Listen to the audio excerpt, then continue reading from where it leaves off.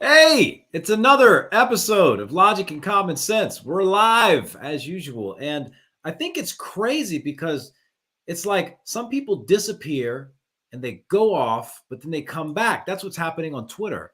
Babylon B, Trump, Jordan Peterson, Kanye West. Everybody's back except for one guy, Alex Jones. They're not bringing him back on anytime soon. At least I don't think. We're going to be talking about that and more with a friend of mine, Heather Mullins from Real America's Voice. What a pleasure it is to have her with us. Yeah, and so we're going to get this thing started right now. Welcome to the show. How do you get canceled? Two genders have a sense of morality. Is this real life? I'm Jonathan Koeppel, and you're listening to Logic and Common Sense. Yep, that's me, Jonathan Koeppel, Louisiana's favorite fire teacher. And we are here live on Facebook, Twitter, and YouTube multiple times a week. Sometimes we have special guests. Sometimes you just get stuck with me. Today, that's not the case. We have a very special guest, a friend of mine, and we're going to dive into some very relevant topics around Twitter, Elon Musk, even a little bit of her story. So let's welcome my friend, Heather Mullins. Thanks for having me, Jonathan.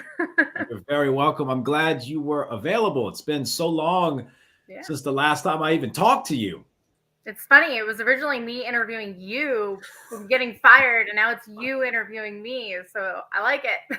Yeah. And if you would, to give people some context, you're an investigative journalist. You weren't always a journalist. Yep. You used to work in banking. Can you give us a little bit of background about your story?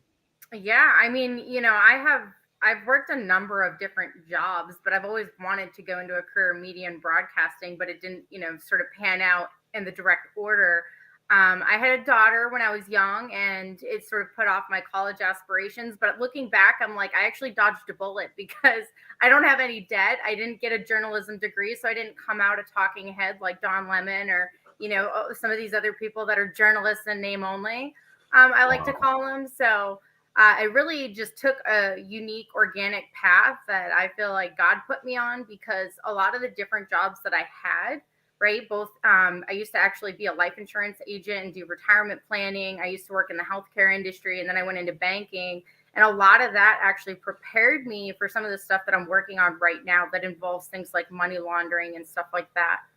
So I really just had this unique walk, but now I'm doing what I love, and I honestly can't imagine doing anything else for a living. That's amazing. And a lot of people don't have real life experience that work in journalism. And so you have a bit of an edge because you've worked all sorts of jobs leading up into it. And starting from not being in the media, going from working in banking to you've interviewed everybody, right? I think you've interviewed President Donald Trump. Who are some of the people you've interviewed in the past?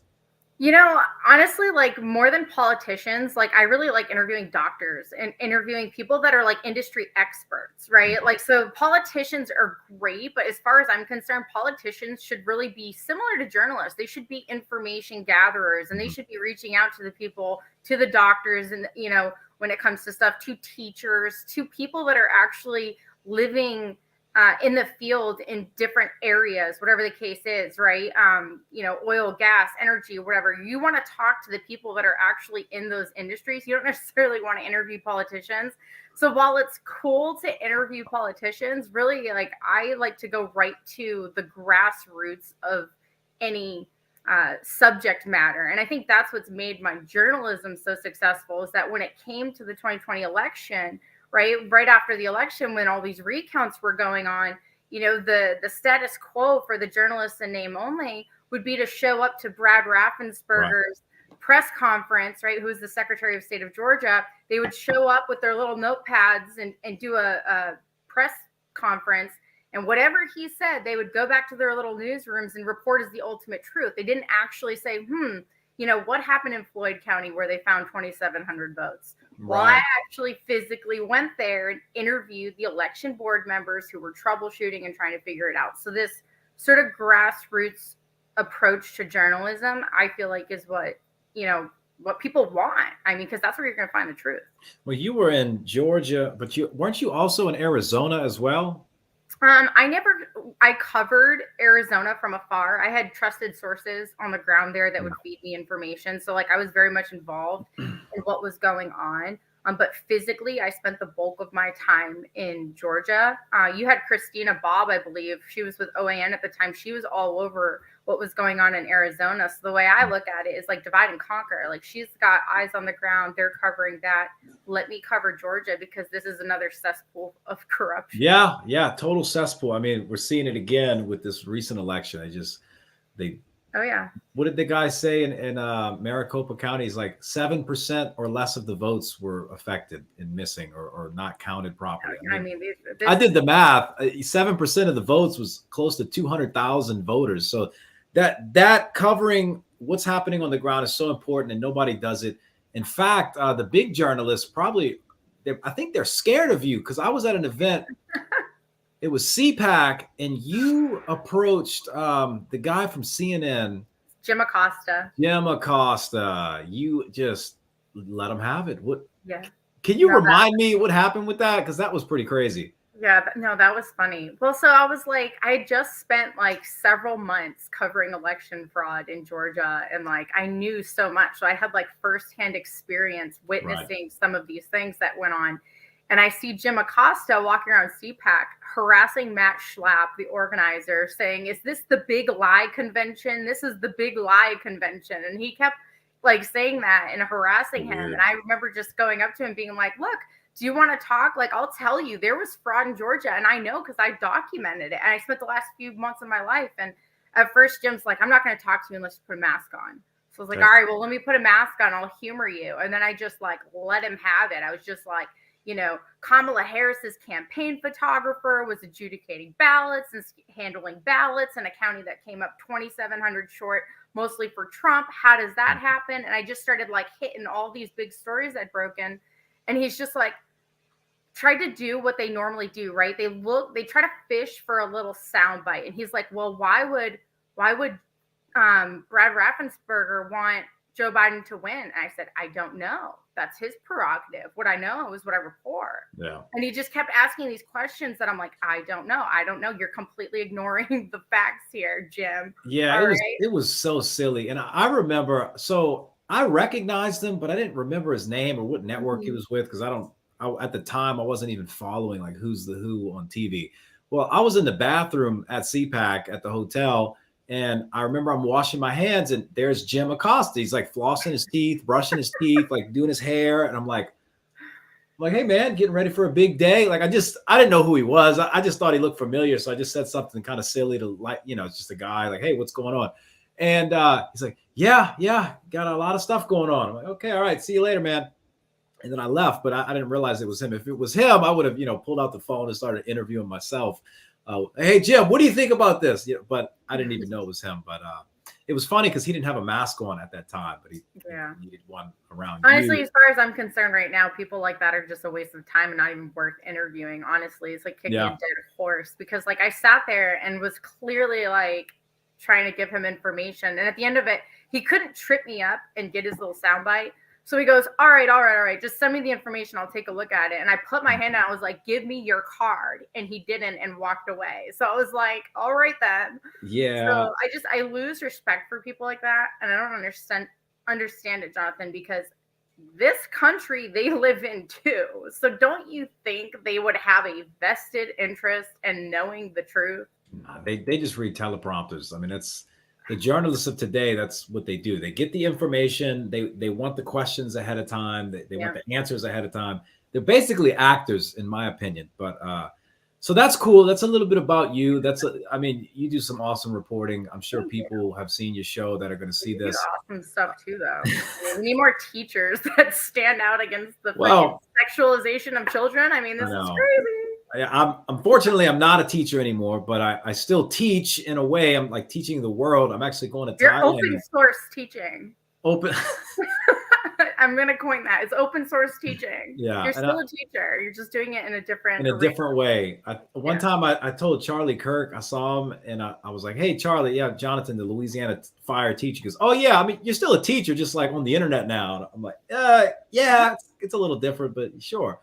So I'm still involved with education. Like I'm going to Thailand for this conference coming up, Forum for World Education. That's going to be interesting. But I want to talk about what's going on the Twitterverse. You're pretty active on Twitter. I know you follow a lot of stuff on there. I got on this morning, and I promised myself today I was going to be light on social media. You know, I went to bed at 9:30 last night, and I woke up at about 5.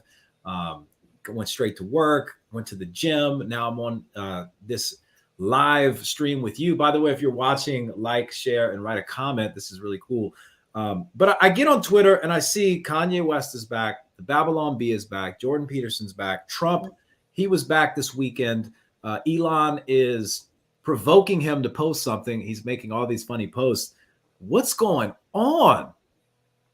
You know, I think Elon's trying to live up to his free speech, proposition there, where he claimed that the whole point of this was, to have a free speech platform.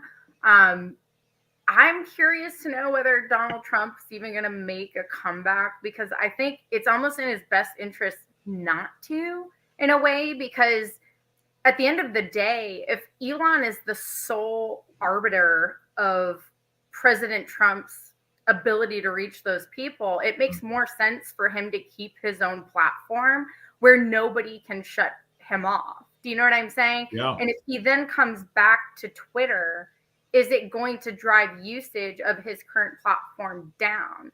So in a way, I think President Trump can be all over Twitter, as we've seen, without even being on Twitter. Everyone just screenshots and reposts his Truth Social content all over the place.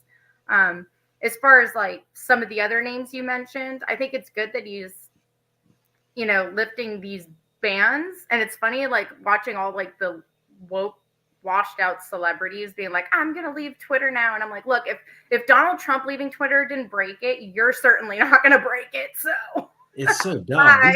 Those are the same people that said they would leave the United States if Trump got elected. Those are the same ones. And they never went anywhere. Like, they didn't go anywhere. And now they're threatening, everybody's so big and mighty now, right? Everybody's got a platform. Everybody's got some kind of influence. So they say, I'm gone.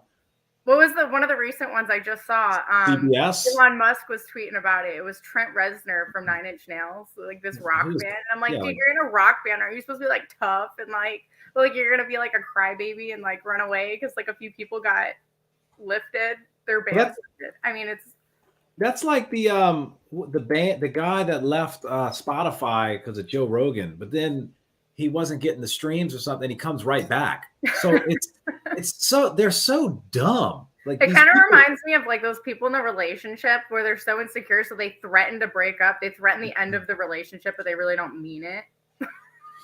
You know what I mean? Do you know people like that where they're like, you never know, like,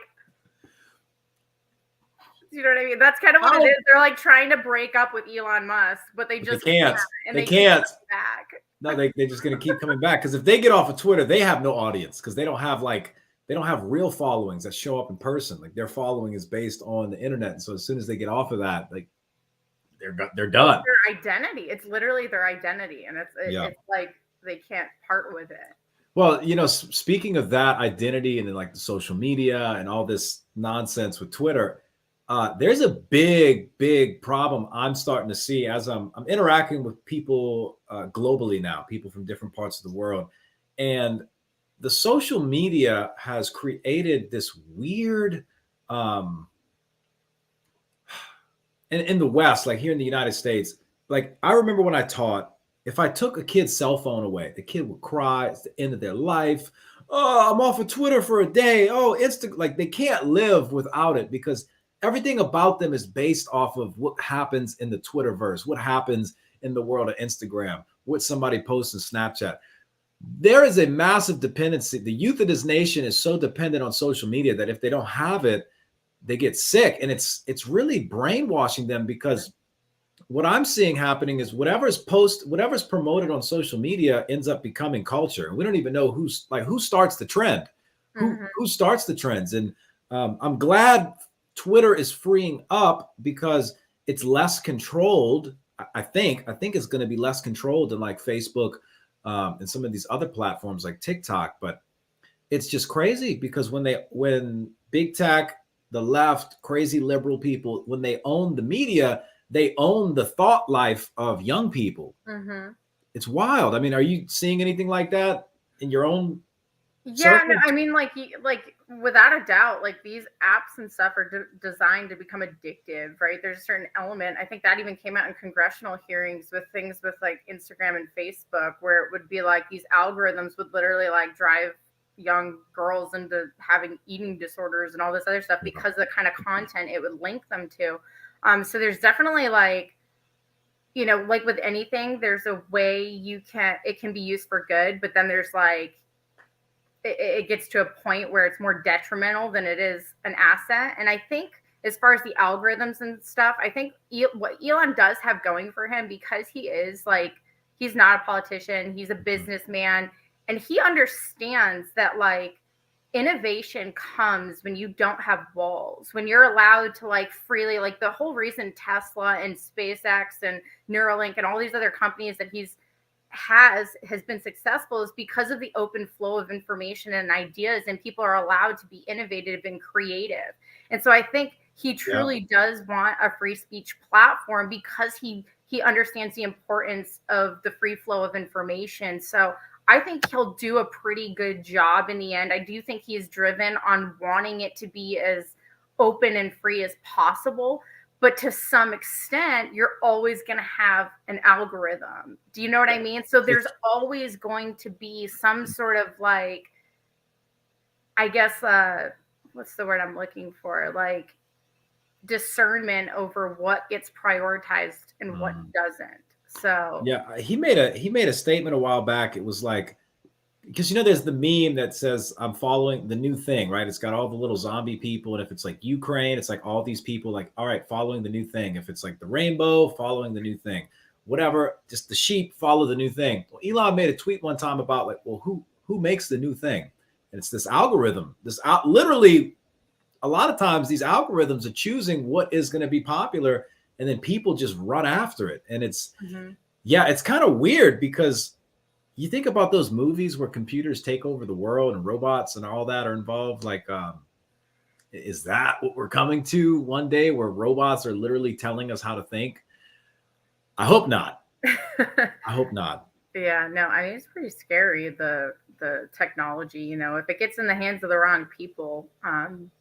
You know, I was just at the Boston Museum of Science the other day, and they had like this robotic dog that was like walking up these stairs. It walks down the stairs, it turns around, it goes through a little hole, and I'm just thinking like, oh man, like in the back of my head, I'm like, this is kind of like a creepy movie. Like I can picture that thing with a gun strapped to it, walking through a neighborhood or something, and I'm like, that's a little scary. And you know they have it. They just little video game controller, strap a machine gun to that dog, and they got a weapon. I wanted to before we end this, I want to pull up Elon's Twitter page real quick because he's been putting some funny stuff. Oh my god, his memes are hilarious. Well, look what he did about. So you heard CBS? They go, we're getting off of the platform because it's dangerous, or we don't know about the truth. Like what? How is are they serious? So he does this, right? CBS News. Why can't I quit you? And I mean, these other ones he's got are kind of like, I find it extremely inappropriate, but he's got Donald Trump and some like prostitute looking. You know, it's funny. He's actually like been citing scripture in a few of his tweets lately. So who knows?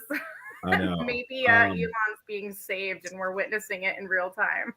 Yeah. And I kind of, this thing about the poll, right? He does this poll and look how many votes he had. Like 15 million, over 15 million people voted on this thing. And then he says that 134 million people saw the poll. I mean, that is, this guy should be in charge of the elections. I mean, look how they were able to get some voting. They counted the votes immediately. There was no question. I know, right? If it was Maricopa County, Arizona, the poll numbers would still be going on right now. Yeah, my favorite thing about watching I'm going to close this out, but my favorite thing that I've been seeing from Elon Musk is the videos or the pictures, right, of the previous workers and the new workers and the ones that are complaining. He fires half the staff, and now the servers are working great. They've got more usage than they've had ever. It's exploding. It's just, God, this guy is so funny. Like, I don't know everything about him. I'm not like an Elon lover, but I really like the guy. I really do. What he's doing is amazing. Yeah, no, I think so too. But here's the one thing I will say that I'm like wondering about Elon Yeah. is because he has a Tesla factory in China, Ooh. right? We know China is the biggest enemy of America right now, and they're doing everything they can to undermine us. So if people start reporting the honest news about China's interference in America, are they then going to go after his factory in China, right? And That's like, a good will question. he stand up to them if that happens? Do you know what I mean? Well, to have your operations in China, you have to be in partnership with the government. So Exactly. every So company has to be in partnership. That's just part of how their Communist Party works. So his company or his manufacturing facility, whatever it is in China, is tied with their government. What he does, how he responds, that's going to be interesting to see because well, we look what happened with Ines Kanter, who was playing for the Boston Celtics and spoke out against China oh and yeah, Nike, right? The NBA, because they do business with China, like completely shut him down and wouldn't let him tell his story. So it's sort of like I'm hoping that's not going to be the case with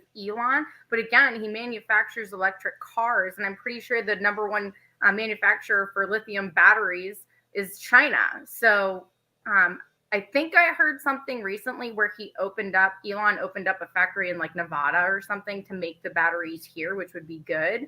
The less we can depend on China, the better. But it's still a sticky situation, especially with China's, commitment well. to destroying America. For so many years, companies took advantage of the cheaper labor cost overseas, but now I don't really know how they're justifying doing business in other countries because it's I feel like they can do it in the United States for the same cost, or maybe a little bit. It might cost a little bit more because they're paying for shipping, then they're paying all the tariffs and everything when they bring it into the country. So I just wish more companies would just set up in the US and build stuff. It's a little difficult because of the workforce, like our workforce quality in America. There's a lot of skills that are missing because of the disgusting education system that just doesn't work and doesn't teach people the skills they need to be successful in life. So that's one thing. But I think there's a shift happening where we might see more manufacturing in America, not under Joe Biden, of course, but No, right? maybe under the next administration.